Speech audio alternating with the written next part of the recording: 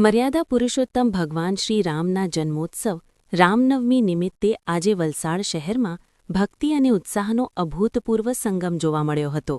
શહેરમાં નીકળેલી ભવ્ય શોભાયાત્રામાં આખું વલસાડ શહેર જય શ્રી રામના નાદ સાથે ગુંજી ઉઠ્યું હતું અને વાતાવરણ સંપૂર્ણપણે રામમય બની ગયું હતું.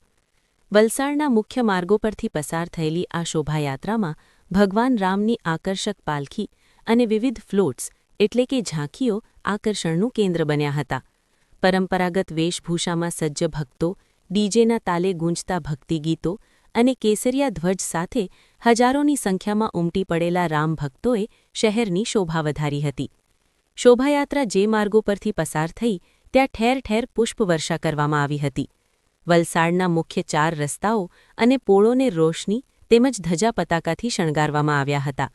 નાના બાળકોથી લઈને વડીલો સુધી સૌ કોઈ રામધૂનમાં મગ્ન જોવા મળ્યા હતા. લોકમુખે એક જ ચર્ચા હતી કે વલસાડ આજે જાણે અયોધ્યા નગરીમાં પરિવર્તિત થઈ ગયું હોય તેવો ભાસ થઈ રહ્યો હતો.